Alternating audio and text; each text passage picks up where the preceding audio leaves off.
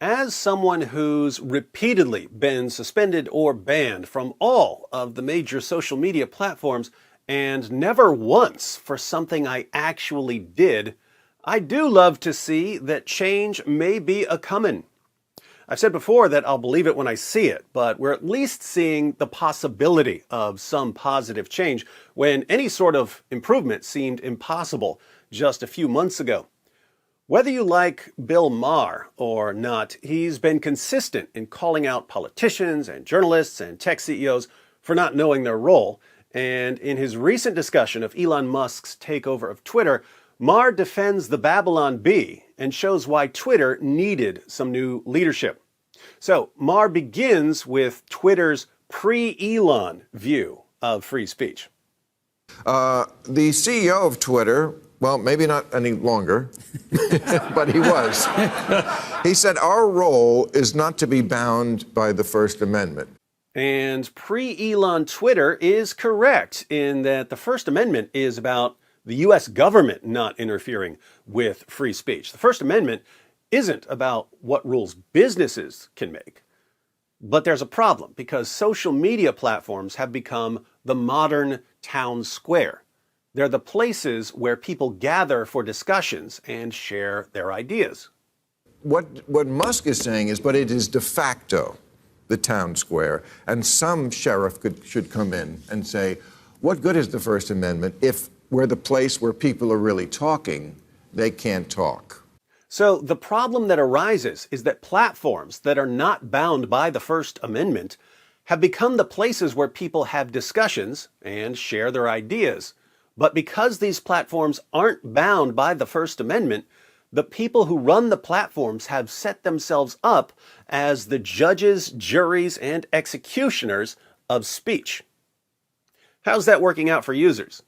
The argument to me is like, has Twitter failed in setting themselves up in the past as the judge of what can go out there? And I would say, yes, you have. You failed when you threw the New York Post off of Twitter for talking about Hunter Biden's emails, and it turned out that was a real story. Right.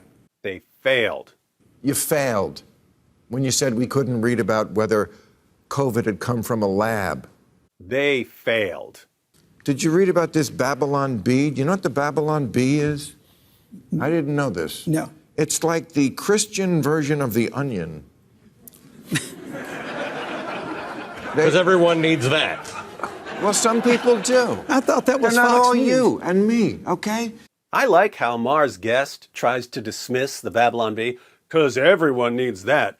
And Maher shuts him down with, some people do. They're not all you. In other words, who are you to be saying what people want or need? You're not all people. Next, Maher, who's an outspoken atheist, takes a jab at Christianity, but even then he points out that he's not everybody. It says your trusted source for Christian news and satire. I didn't know there was such a thing as Christian satire. I thought the religion itself was satire. That's me. I'm not everybody. Okay? I'm not everybody. Have a little humility, right? Don't underestimate the importance of I'm not everybody, have a little humility. Because we live in an age where a lot of people demand absolute submission to any ridiculous idea they came up with 5 minutes ago. So listen to this. They got flagged they posted a funny video. This is funny to them. Okay. Sensitive content, Twitter said. In the video, they were making fun of Twitter for being too sensitive. They make fun of Twitter for being too sensitive, and Twitter flags it as sensitive content. This is so through the looking glass. Here's what happens in the video. This woman who, going into the Twitter building, this is, parody. This is what people do on television, have done forever. Okay, she's complaining to HR about how sensitive Twitter is. And the guy shows her an ink blot, and she keeps seeing Hitler in all the ink blots. Here's a clip from the video he's talking about. Let's try something else. I'm gonna hold up some shapes and I want you to tell me exactly what you see. Nazis, Nazis, Nazis. That one kind of looks like a lip. Nazis, Nazis, Adolf Hitler, Nazis. Oh, I know that one. It's the Hindu symbol for peace. Namaste. Nazis, Donald Trump. No, wait, it's still Nazis. Fascinating. Pretty accurate mockery, isn't it? Okay, then she runs screaming out of the building. He's everywhere.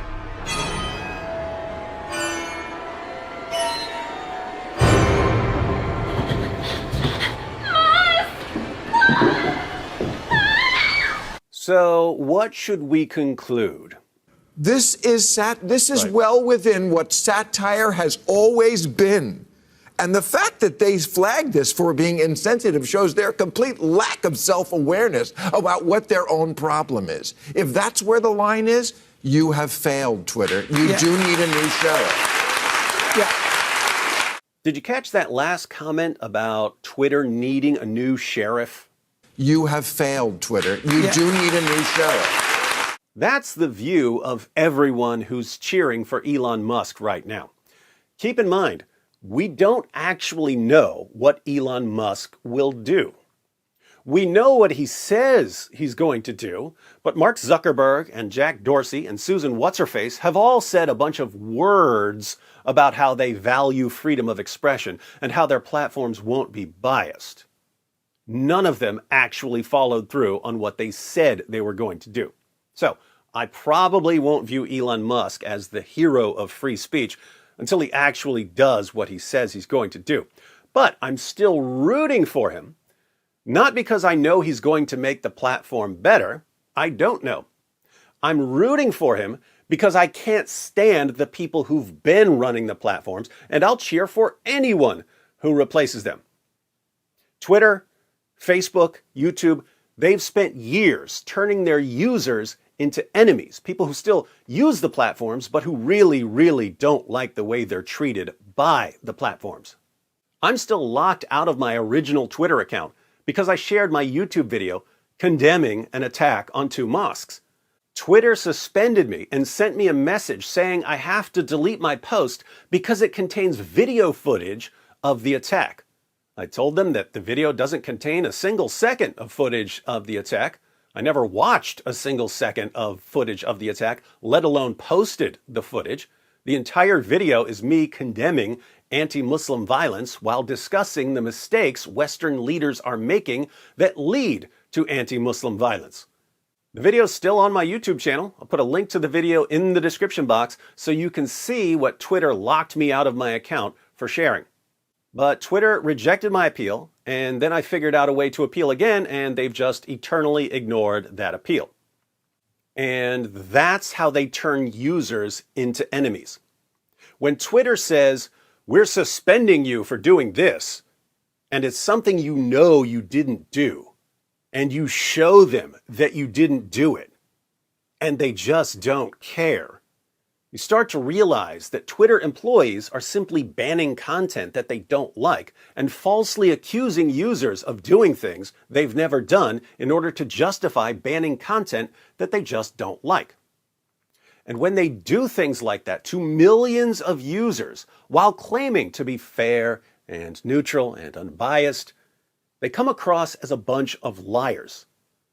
Given the choice between, on the one hand, a bunch of extremely biased liars who obviously despise roughly half of the platform's users and who use their positions in the company to control speech that they have no business controlling, and on the other hand, some new guy who may or may not follow through on his promises, we'll go with the new guy every single time. Because with him, at least there's some level of hope for a better, more balanced future on the internet. So, hats off to the new sheriff. By the way, if you'd like to know why the major tech platforms never follow through on their promises to protect freedom of expression, be sure to check out my video, How Big Tech Became Big Brother.